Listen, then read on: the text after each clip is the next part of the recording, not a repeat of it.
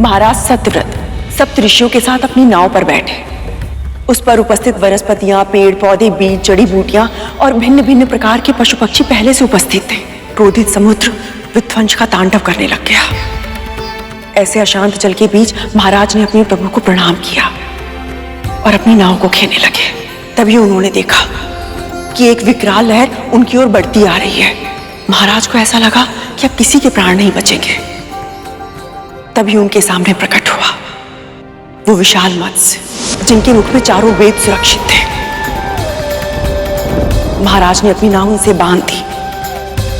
तभी मत्स्य उस विकराल लहर की ओर बढ़ गया। अब उनकी नाव ने मृत्यु रूपी लहर में प्रवेश किया।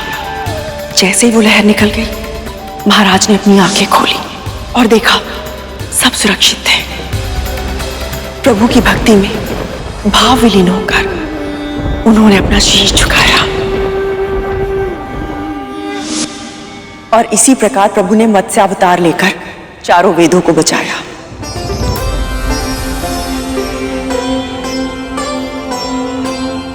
सज्जन सात्विक सप्तऋषियों की, सभी प्रकार के जीव जंतुओं एवं पशु पक्षियों के प्राणों की रक्षा की। वनस्पति, वृक्षों के बीज एवं जड़ी बूटियों के रूप में इस जगत में जो भी शुभ है, सबका संरक्षण किया और साथ ही साथ हयग्रीव नाम के असुर के रूप में अधर्म का नाश किया, पाप का संहार किया और पुनः धर्म की स्थापना की।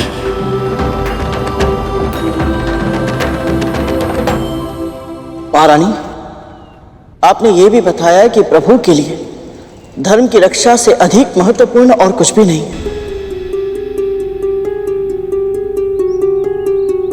तो उन्हीं प्रभु का भक्त होने के नाते मैं आपसे एक प्रश्न पूछना चाहता हूं।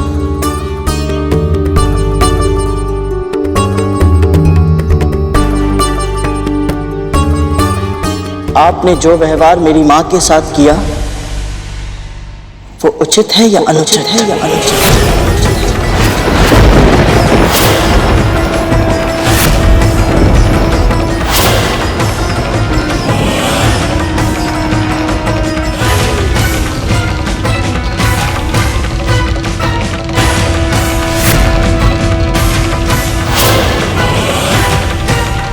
बोलिए महारानी, बोलिए महारानी, बोलिए महारानी। आपने पुण्य संचित किया या पाप?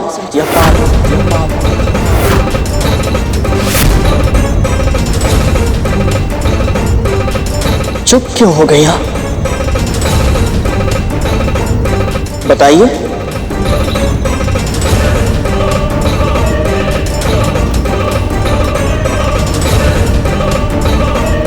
जो व्यवहार आपने अपनी सगी बहन के साथ किया वो धर्म है या अधर्म या अधर्म या अधर्म?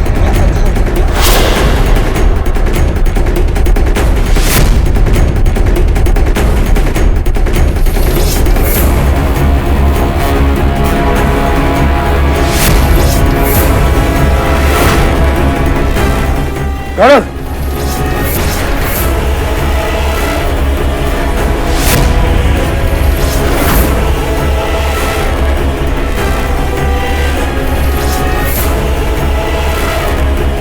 चुप हो जा गरुड़। शांत जल में पत्थर क्यों डाल रहा है तू?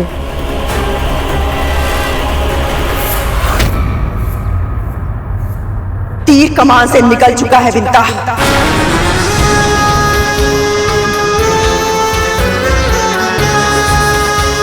बोल चुका यह, इसके प्रश्न का उत्तर मुझे देना ही होगा।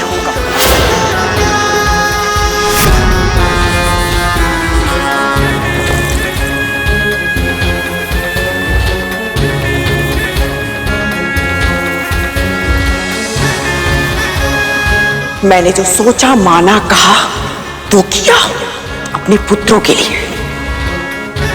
यदि अपने पुत्रों का हित सोचना अधर्म है तो मैं कभी विजेता नहीं बनती। देख, मैं आज महारानी हूं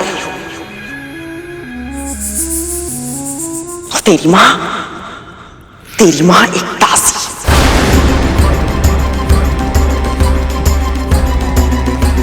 केवल इसलिए क्योंकि मेरी बुद्धि ने, नीति ने, देवताओं ने, यहां तक कि तेरे प्रभु विष्णु ने भी मेरा साथ दिया।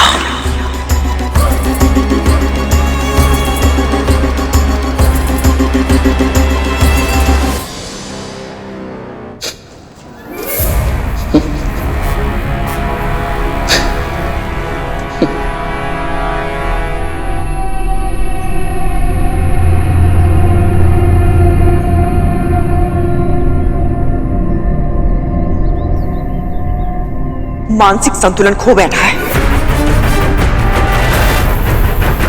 हंस क्यों रहा है तू? आपकी मूर्खता पर हंसी आ रही है मुझे।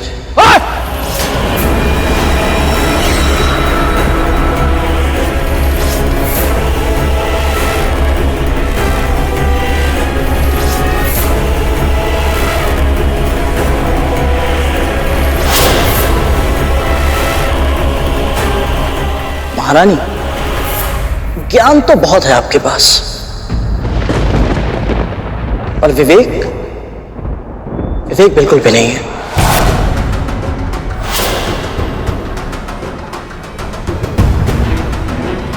इसीलिए आपको अंदेशा तक नहीं हुआ कि आप धर्म के मार्ग से कितना भटक चुके हैं। आपके पास ये महल है, संपत्ति है, वैभव ऐश्वर्य, इसलिए आपको लगता है कि आप जो भी करती है वो सब उचित है। और वास्तविकता तो ये है कि आपने अपने षड्यंत्रों के नींव पर अभिमान का महल खड़ा किया है।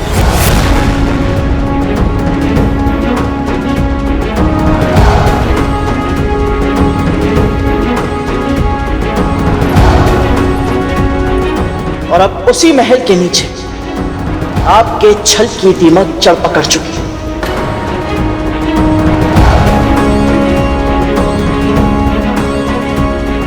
धीरे धीरे ये दीमक आपके पूरे महल को निगल जाएगी और आपका आभास भी नहीं होगा महारानी।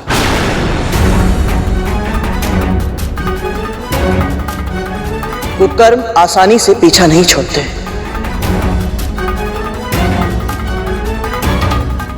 उत्तर देना चाहती थी ना आप? दीजिए उत्तर।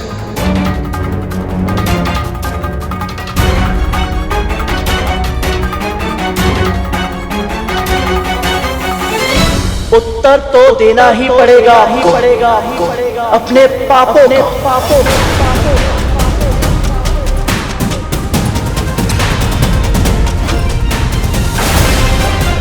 मेरी मां क्षमाशील, दयालु है, और तुम सब ने इसका लाभ उठाया।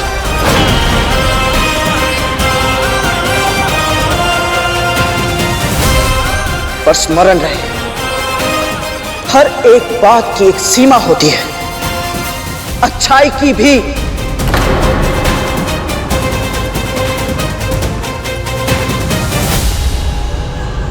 क्या कर रहा है गरुड़? अति मत कर। सत्पुरुषों के क्रोध से भयभीत होना चाहिए महारानी, क्योंकि जब उनके आवेश का बांध टूटता है तब प्रलय आती है।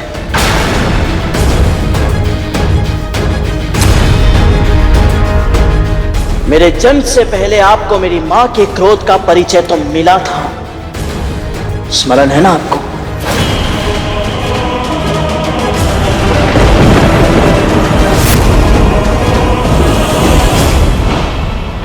मेरे पुत्र को हानि पहुंचाने की चेष्टा किसने की? मैं महर्षि कश्यप की पत्नी विंता अपने समस्त जप, तप और व्रत की शक्ति का आह्वान करती हूँ। यदि कोई भी प्राणी मेरी इच्छा के बिना इस सुरक्षा घेरे को पार करने का प्रयत्न करेगा, वो उसी क्षण जलकर भस्म हो जाएगा।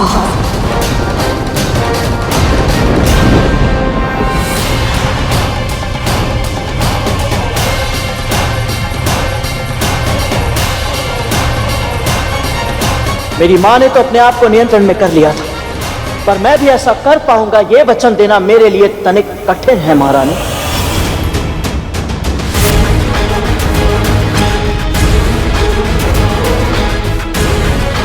बस कर गरुड़, क्रोध में संतुलन मत खो। आज संतुलन खो ही जाए तो अच्छा है। क्योंकि आज मुझे इन सब का अंत दिखाई दे रहा है।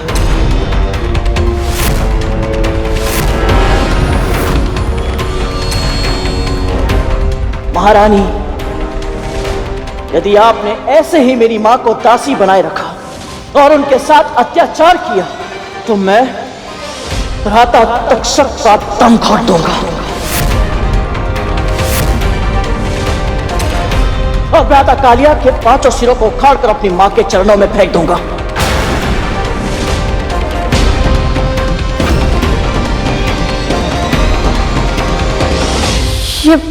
ये सब तो क्या कह रखा?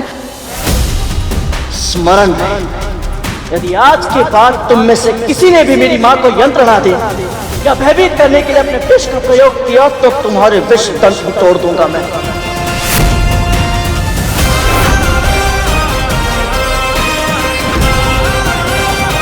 मेरे ये पंजे तुम्हारे तन को 2 भागों में बांट देंगे और मेरे ये नख तुम्हारे भागों को सहस्त्र टुकड़ों में उखाड़ कर फेंक देंगे। और महारानी कद्रू, आपके हाथ अपने शक्तिशाली पुत्रों के बचे कुचे अवशेष उठाते उठाते ही थक जाएंगे।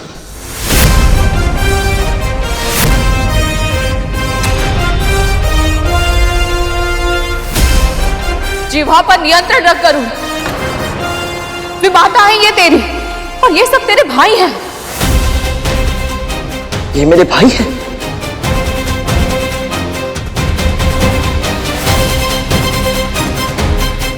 ऐसे भाई?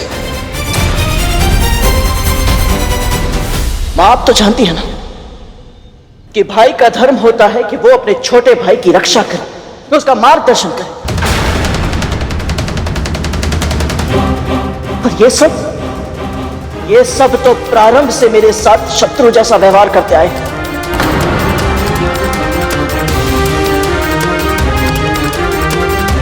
पहले इन्होंने आपको अरुण भैया का डिम फोड़ने पर उकसाया और फिर जब मैं डिम में था तब उस दानव के माध्यम से मेरा अंत करने का भी षड्यंत्र किया।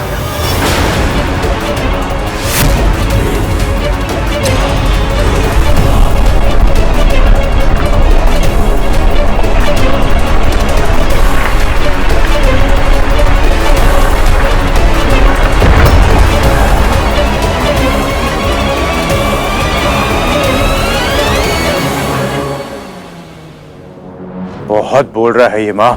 नहीं तक्षक, आज बोलने दे इसे।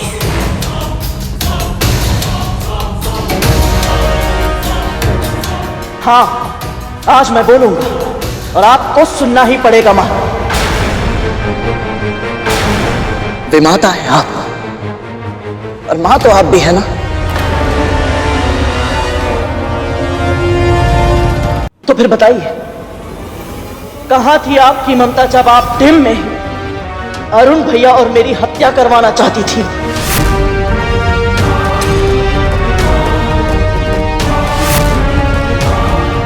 क्या तुम्हें भी लगता है तुम्हारा डिम सड़ता है?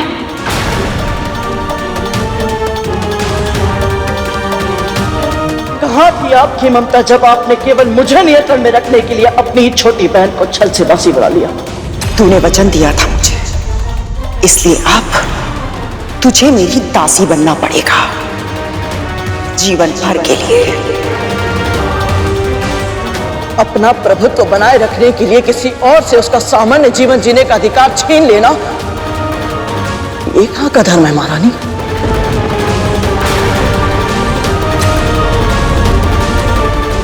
ऐसा विश्वासघात तो कोई अपने शत्रु के साथ भी नहीं करता जो आपने अपनी सगी छोटी बहन के साथ किया है।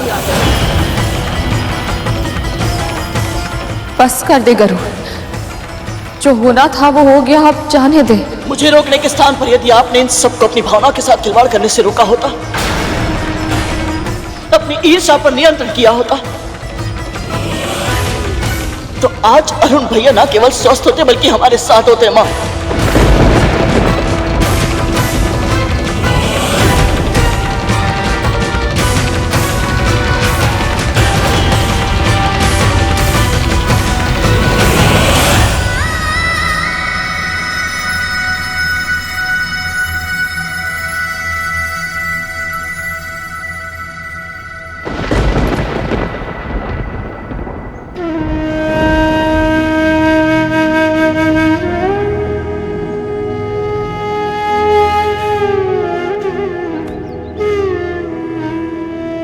माँ मुझे क्षमा करें। तेरे वचन कटु हैं पर सत्य है। माँ का पल्लू पकड़ के रोता है और हमें धमकी देने चला था।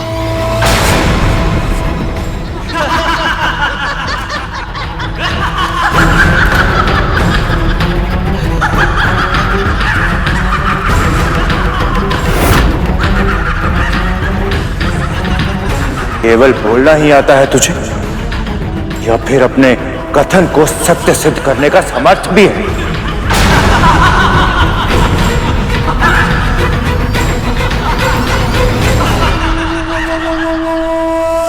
कभी कभी बहुत दया आती है मुझे आप पे। आपका एक पुत्र अर्ध विकसित है और दूसरा कायर।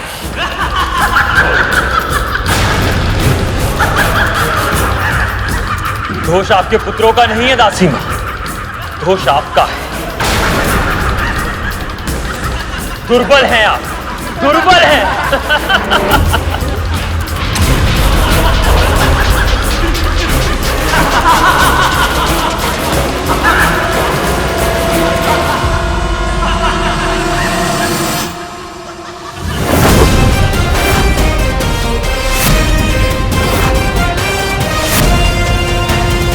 कालिया, कालिया। नहीं गरुड़,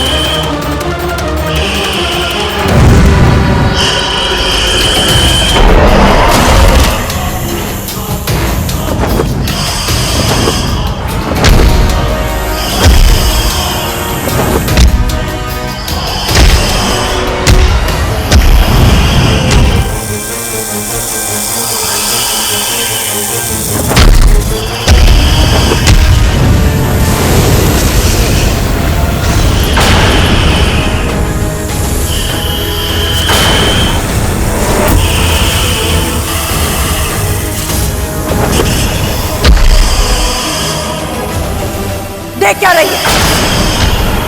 रोक अपने पुत्र को। मेरी बात मान गरुड़, रुक जा।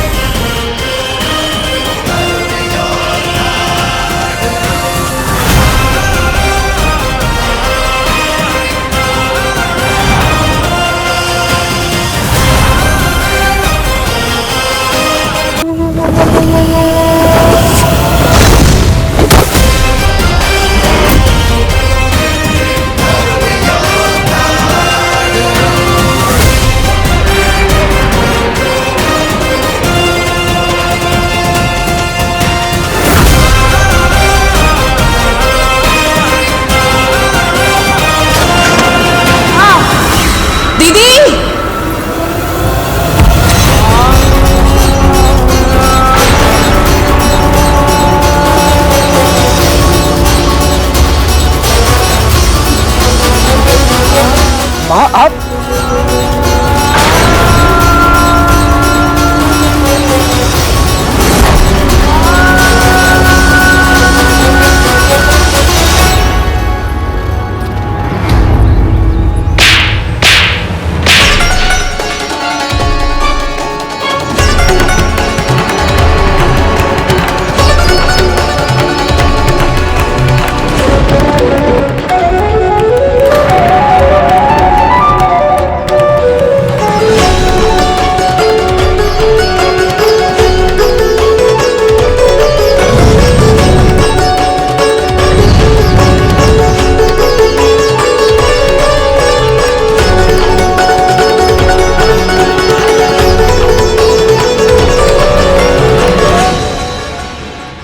ऐसा व्यवहार करते हैं अपनी विमाता के साथ? आज तक मुझे अपने पालन पोषण पर अभिमान था, अपने संस्कारों पर अटल विश्वास था, अपनी तपस्या पर गर्व था कि मेरे पुत्र में कोई दोष, कोई विकार नहीं है। पर आज क्रोध में तो तू अंधा हो गया गरुड़। जो व्यवहार तूने अपनी बड़ी मां और अपने भाइयों के साथ किया है ना, उसने मेरे हृदय पर बहुत गहरी ठेस पहुंचाई है।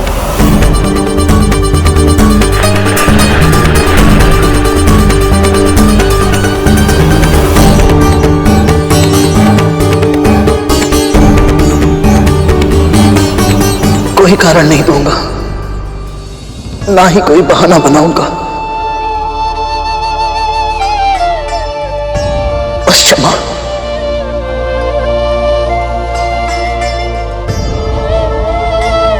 जिनका अपमान किया है तुम्हें, क्षमा दान देने का अधिकार भी उन्हें ही है। क्षमा की याचना करनी है तो अपनी विमाता महारानी कद्रू से कर।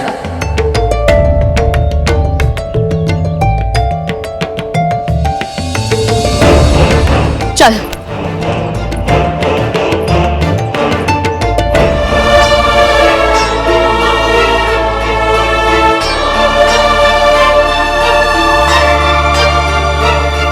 महारानी, जो अपराध तूने आज किया है उसके लिए क्षमा पर्याप्त नहीं है।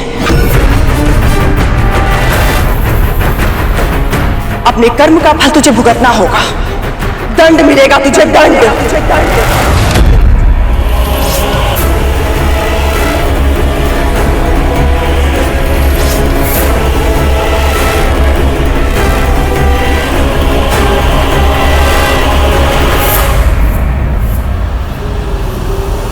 आप मेरी मां समान हैं। आप जो भी दंड देंगी मुझे स्वीकार है।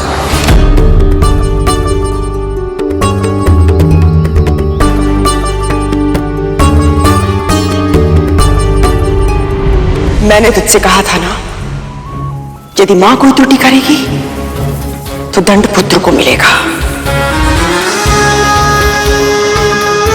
यदि पुत्र कोई अपराध करेगा तो परिणाम मां को भुगतना होगा। आज तेरी मां के मना करने के बाद भी तूने मेरे पुत्रों पर आक्रमण करके यह सिद्ध कर दिया है कि अब तेरी मां का आदेश तुझे नहीं रोक सकता। तेरी मां तुझे समझाने में विफल हो गई है, इसलिए मैं वही करूंगी जो एक स्वामिनी अपने दास को नियंत्रण में रखने के लिए करती है। आज तक तू एक दासी पुत्र था गरुड़, किंतु आज से, अभी से तू हम सबका दास होगा। तू हम सबका दास होगा। तू हम सबका दास होगा।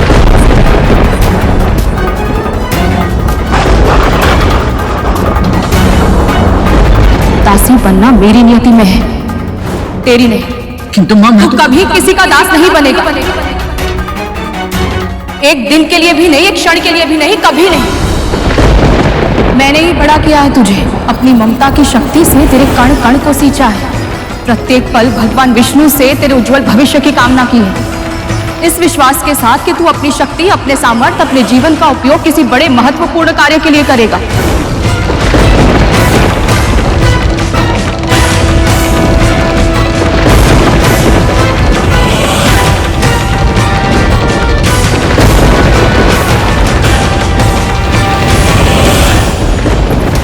ऐसा मत कहिए दीदी, मैं दासी हूं, पर मेरा पुत्र वो आपका दास कैसे बन सकता है? उसे मुक्त रहने दीजिए। मुक्त तो रहने दिया था अब तक, किंतु आज इसका ये रूप देखकर इसे समझाना आवश्यक हो गया है कि इसका उचित स्थान अपने स्वामी के चरणों में है।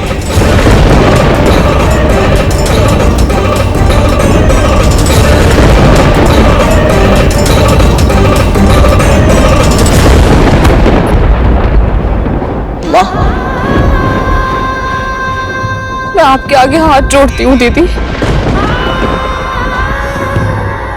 मैं मानती हूँ इससे बहुत बड़ा अपराध हुआ है, पर मैं आपको वचन देती हूँ, अब आगे ऐसा कभी नहीं होगा। या आपको या आपके पुत्रों को हानि पहुंचाना तो दूर, दृष्टि ऊंची करके देखेगा तक नहीं। वो तो देख लिया मैंने, आज देख लिया कि कैसे ये तेरे नियंत्रण के बाहर जा चुका है। तेरे वजन का कोई मूल्य नहीं है विंता, और वैसे भी दासी का पुत्र तो दास ही होता है ना।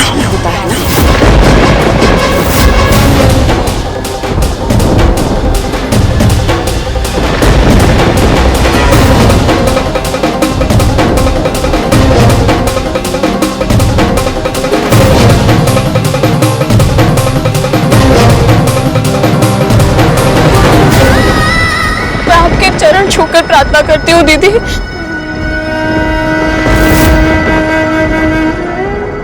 मेरा अनुरोध स्वीकार कर लीजिए। ये मूर्ख है, ये बालक है, इस पर दया कीजिए, क्षमा कर दीजिए इसे। तू तो ऐसे कह रही है कि जैसे मैं इस पर कोई क्रूरता कर रही हूं।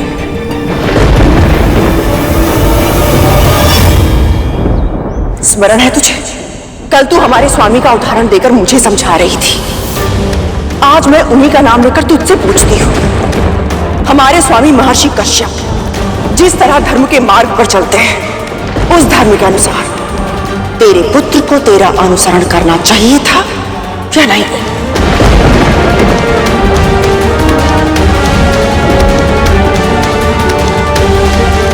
बता, क्या कहता है तेरा धर्म?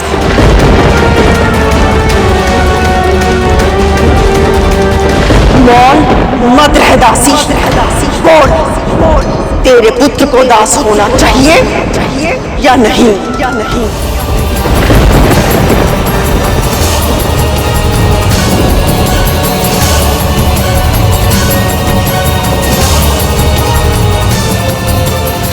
क्या हुआ, बता ना, क्या है तेरे धर्म के अनुसार उचित?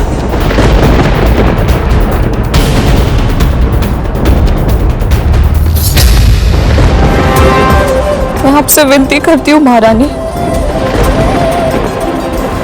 ये निर्णय लेने के लिए मुझे विवश मत कीजिए। अपने पहले पुत्र को जीवन भर का दुख दे चुकी हूँ मैं। अब अपने दूसरे पुत्र की भाग्य रेखा यदि मेरे कारण मिट गई तो मेरा अपराध बोध मुझे जीने नहीं देगा। कर्तव्य का निर्णय भावना के अधीन होकर नहीं किया जाता है।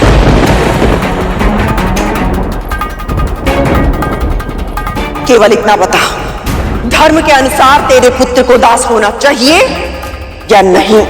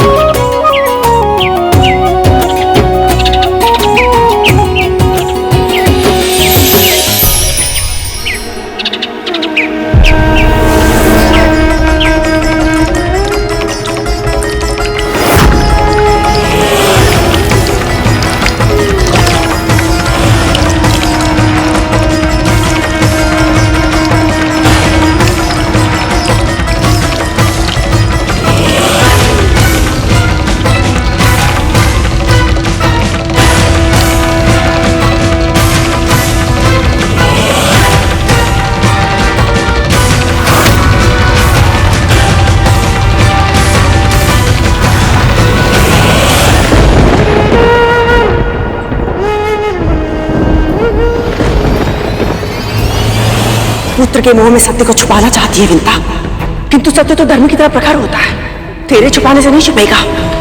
सत्य बता, धर्म की रक्षा करेगी या नहीं?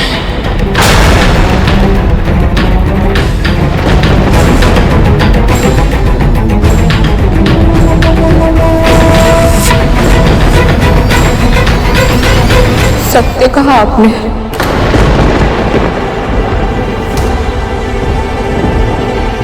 एक दासी का पुत्र दासी होता, एक दासी का पुत्र दासी होता।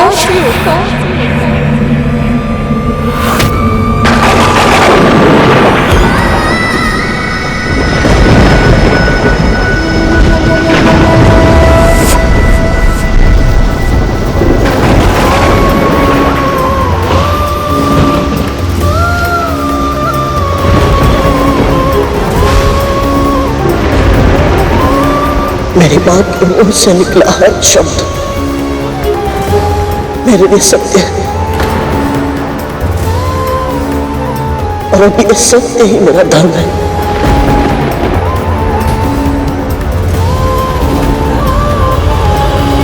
आज से मैं आप सबका दास हूं। आज से मैं आप सबका दास हूं।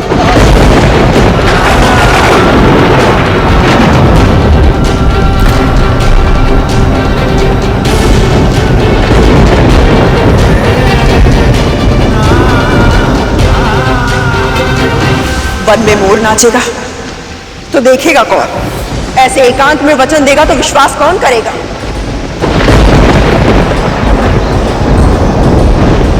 तेरे दासत्व की घोषणा सबके सामने की जाएगी।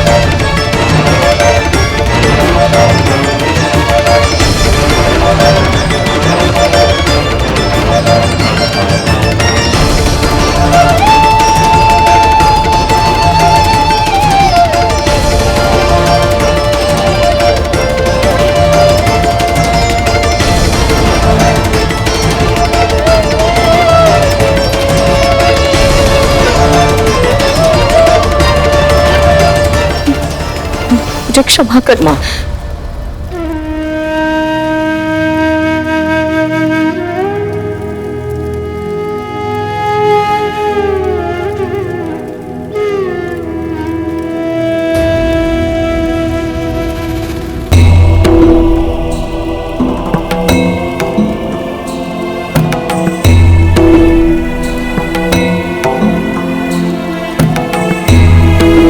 यशस्वी भव, आसन ग्रहण कीजिए।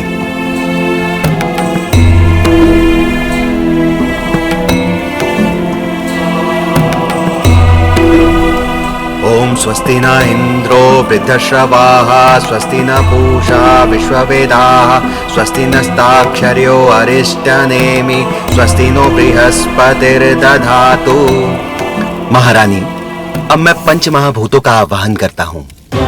ओम अग्नि तत्व देवताभ्यो नमः स्वाहा। ओम पृथ्वी तत्व देवताभ्यो नमः स्वाहा। ओम जल तत्व देवताभ्यो नमः स्वाहा। ओम वायु तत्व देवताभ्यो नमः स्वाहा।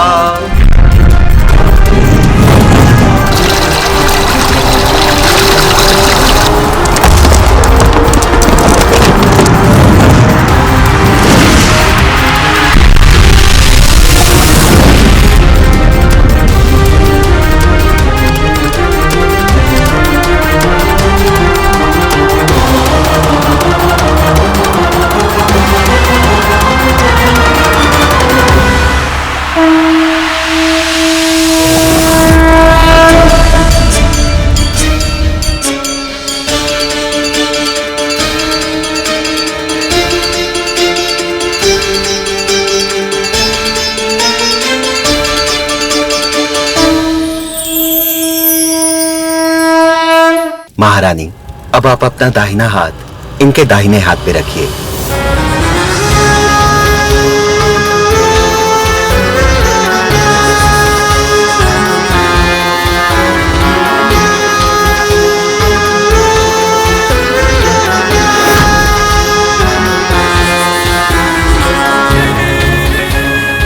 आरंभ कीजिए।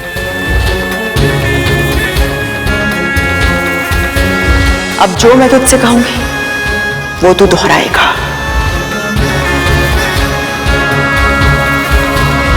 मैं महर्षि कश्यप और विंता का पुत्र गरुड़। मैं महर्षि कश्यप और मां विंता का पुत्र गरुड़। पृथ्वी, जल, वायु, अग्नि और आकाश। पृथ्वी, जल, वायु, अग्नि और आकाश। इन पंच महाभूतों को साक्षी मानते हुए। इन पंच महाभूतों को साक्षी मानते हुए। मन से, वचन से और कर्म से। मन से, वचन से और कर्म से। मेरी विमाता महारानी कद्रू और उनके 1 सहस्त्र पुत्रों की दास्ता स्वीकार करता हूं।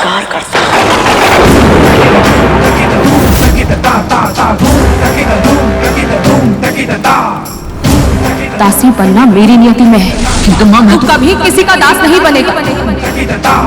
एक दिन के लिए भी नहीं, एक क्षण के लिए भी नहीं, कभी नहीं। जो मेरी मां का अपमान करेगा, मैं उसका सम्मान कभी नहीं कर सकता।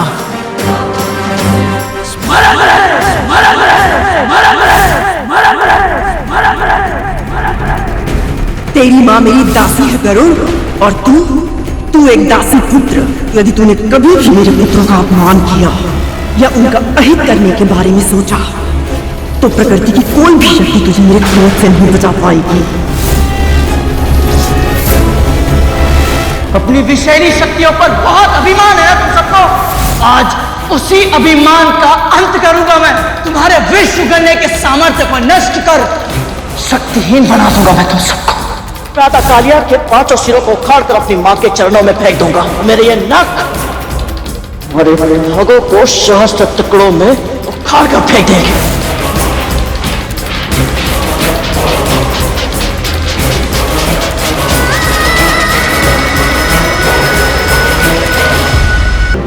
मेरी विमाता महारानी कद्रू और उनके 1 सहस्त्र पुत्रों की दास्ता स्वीकार करता हूँ।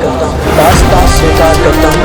दास्ता स्वीकार करता हूँ। मेरी विमाता महारानी कद्रू और उनके 1 सहस्त्र पुत्रों की दास्ता स्वीकार करता हूँ। दास्ता स्वीकार करता हूँ। दास्ता स्वीकार करता हूँ।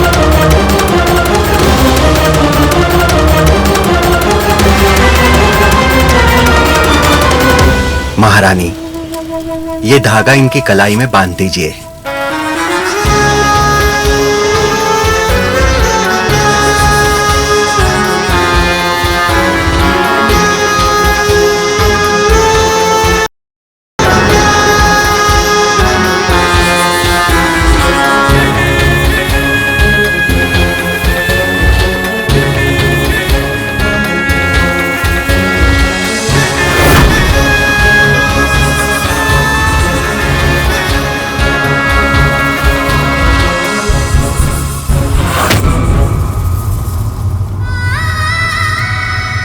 ये कच्चे सूत का धागा तेरी शपथ का साक्षात प्रतीक है गरुड़। इस शपथ को तोड़ पाना किसी भी दास के लिए संभव नहीं है। इस शपथ को तोड़ पाना किसी भी दास के लिए संभव नहीं है। असीमित बल का स्वामी गरुड़ आज एक कच्चे धागे से बंधा है। स्वयं विडंबना भी हंस रही होगी तेरे भाग्य पर।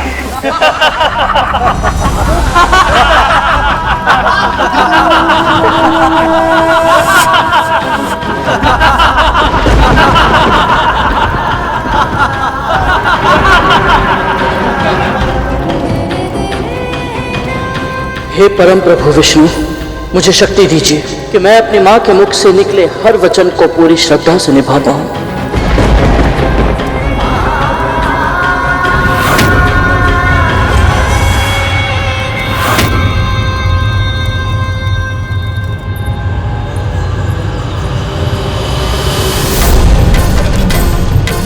मां रुक जाइए मां, माँ हम कहाँ जा रहे हैं?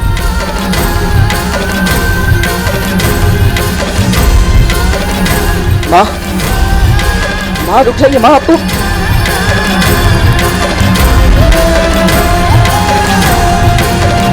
कंकड़ कांटे पैरों में चुभ रहे हैं और माँ को आभास तक नहीं हो रहा। आज तक इन्हें ऐसी अवस्था में कभी नहीं देखा। तू कभी किसी का दास नहीं बनेगा। मेरी विमाता महारानी कद्रू और उनके 1 सहस्त्र पुत्रों की दास्ता स्वीकार करता हूँ। माँ रुक जाइए माँ, हम कहाँ जा रहे हैं? एक क्षण रुकिए माँ। अति हो चुकी है, अब और नहीं। अब सब समाप्त कर दूंगी मैं। इतने वर्षों तक कद्रू दीदी का हर बार हर तिरस्कार सहा मैंने। अब तुझ पर अत्याचार होते नहीं देख सकती मैं। मुझे लगा था यदि दासी बनकर पूरी निष्ठा के साथ उनकी सेवा करूंगी तो उनके मन में स्नेह, प्रेम और दया के भाव फिर से जाग उठेंगे, पर वो मेरी भूल थी। हम दोनों का जीवित होना ही उनकी आंख में कांटा बनकर चुभता है गरुड़। इसलिए आज मैं उनकी, उनके पुत्रों की, अपनी और तेरी हर पीड़ा का अंत कर दूंगी।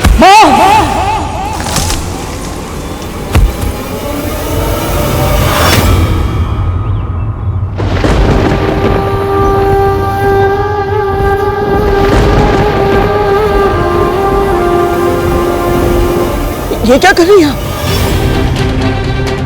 यहाँ से कूद गए तो मैं तो उड़ जाऊंगा, पर आप मत फैलाना अपने पर, मत उड़ना तू। हम दोनों यहाँ से कूदकर अपने प्राण दे देंगे, इसके अलावा हमारे पास और कोई उपाय नहीं है गरुड़। एक दूसरे को ऐसे तड़पते देखने से अच्छा है कि हम अपनी पीड़ा का अंत कर ले गरुड़। माँ क्या हो गया आपको? आप ऐसा कैसे सोच सकती हैं?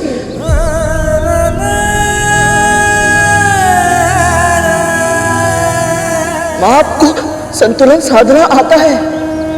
परिस्थिति कैसी भी क्यों ना हो, ना आपका मन भटकता है, ना मस्तिष्क विचलित होता है।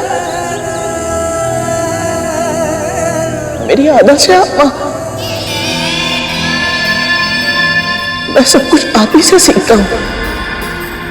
तो फिर आप अपनी श्रद्धा, अपना धैर्य कैसे हो सकती है?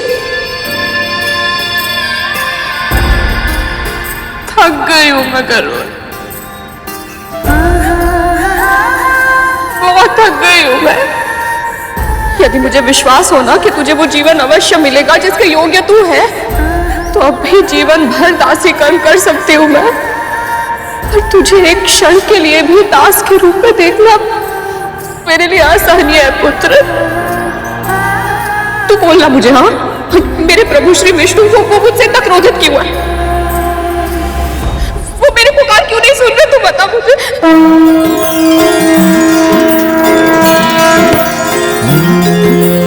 अर्पण कर, चल अर्पण कर, अर्पण कर तू अर्पण कर, अर्पण कर, चल अर्पण कर, अर्पण कर तू अर्पण कर।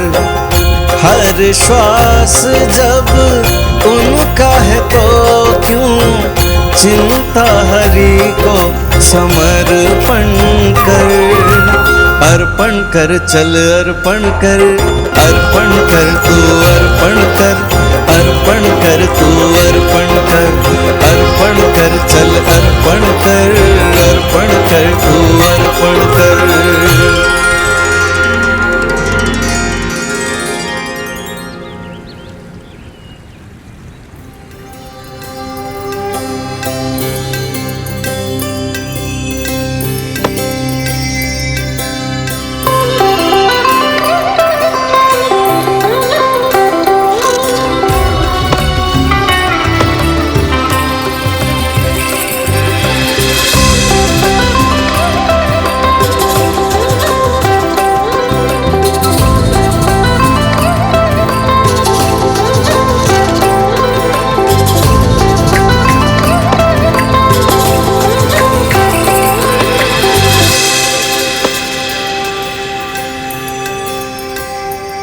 लो, तुम दोनों भी प्रसाद ले लो।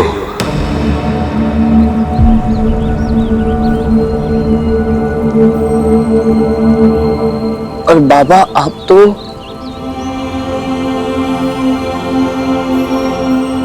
आपको कैसे पता चला कि हम दोनों यहाँ हैं? तन की आंखें नहीं देख सकती, पर मन की आंखें सब देख सकती हैं पुत्र। और वैसे भी तुम्हारी और तुम्हारी मां की छवि में एक विशेष तेज है, शुद्ध सात्विक तेज। अवश्य ही तुम दोनों भगवान विष्णु के भक्त हो, है ना?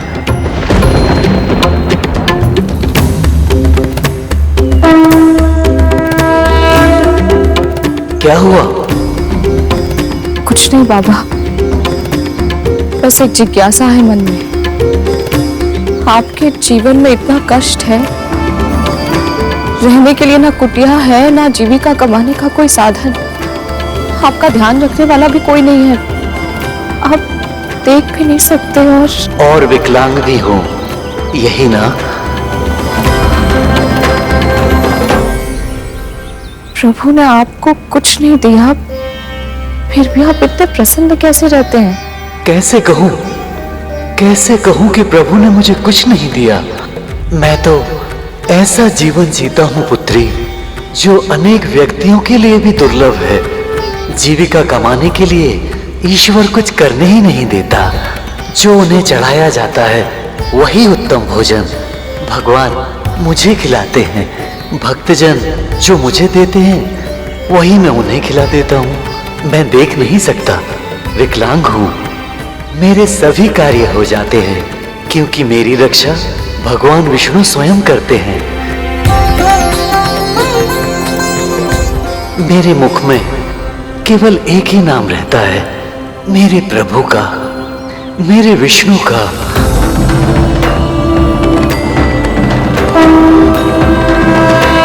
इससे अधिक उत्तम एक भक्त के लिए और क्या हो सकता है? लो, प्रसाद का सेवन करो और भगवान विष्णु का पूजन करो।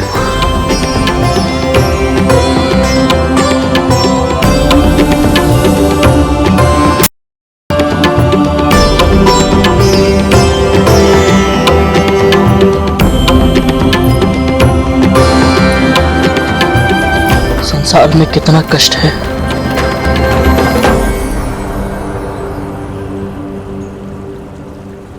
और हमारा कष्ट कितना कम है।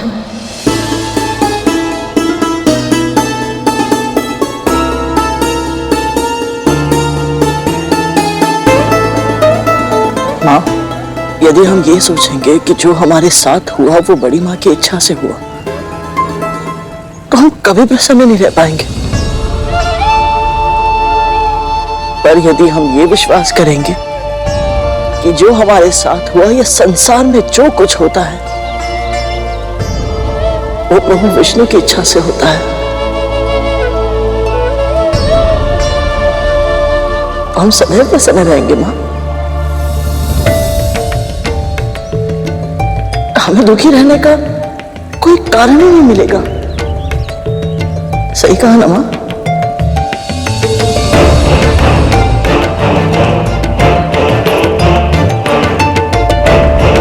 मुझे क्षमा कर दे पुत्र, मेरा विश्वास डगमगा गया था, भूल गई थी कि मेरे प्रभु की लीला अपरंपार है। ये जो करते हैं उसमें कोई ना कोई उद्देश्य अवश्य छुपा होता है। कितना बड़ा पाप करने जा रही थी मैं, तुझे कुछ हो जाता तो। मां, हमारे साथ प्रभु श्री विष्णु है ना?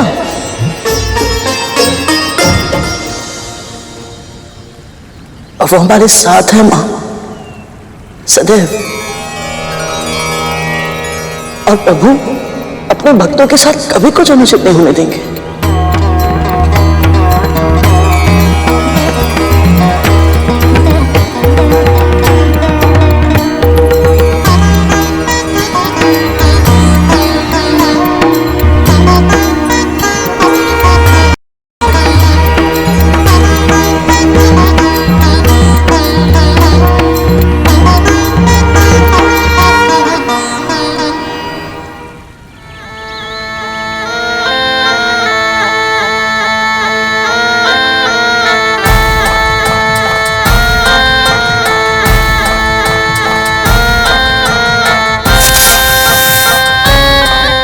दिख रहे हैं भैया, सब कितने खुश लग रहे हैं।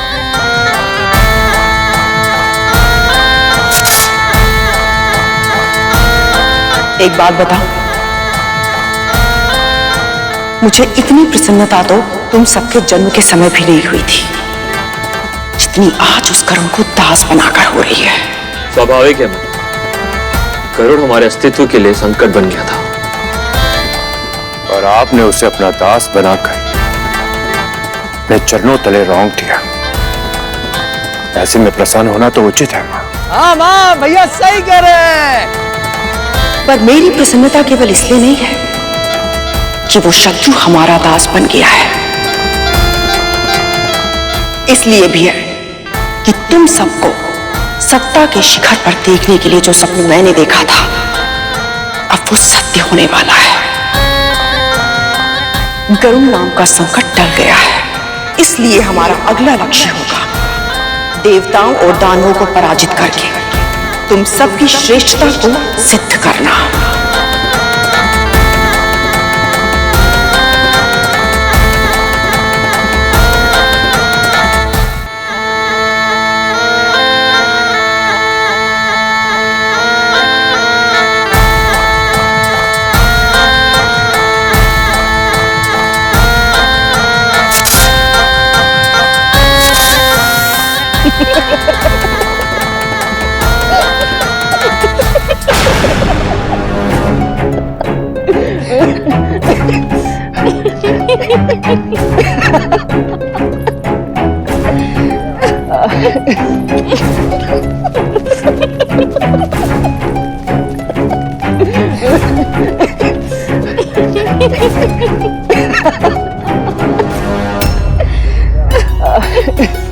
माँ, नियति का प्रयास तो देखिए।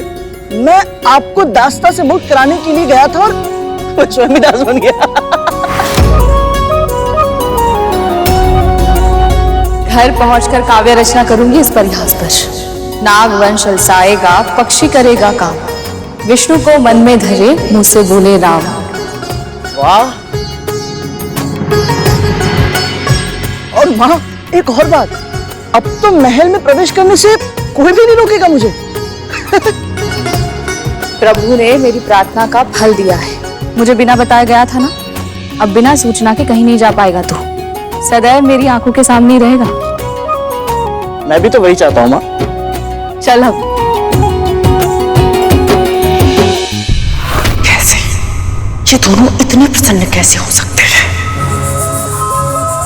मैंने तो ये सब इसलिए किया था ताकि इनके जीवन से हर्षोल्लास का अस्तित्व मिट सके, इनका साहस साथ छोड़ दे, आत्मविश्वास लुप्त हो जाए और मनोबल टूट जाए।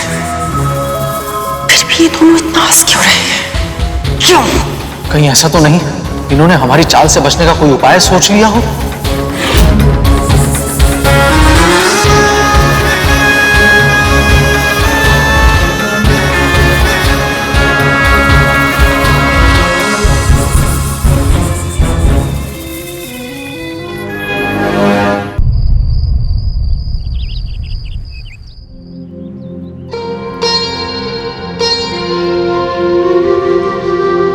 कराग्रे वस्ते लक्ष्मी कर मध्ये सरस्वती कर मूले तु गोविंद प्रभाते कर दर्शनम।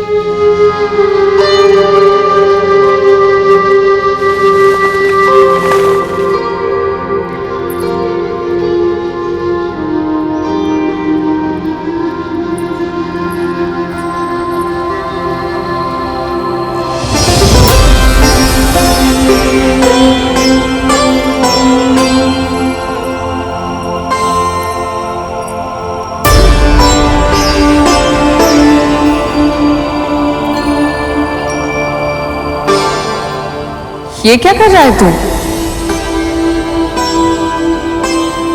अरुण को हृदय से लगा। आप भी लगाइए ना, बहुत अच्छा लगेगा। आइए।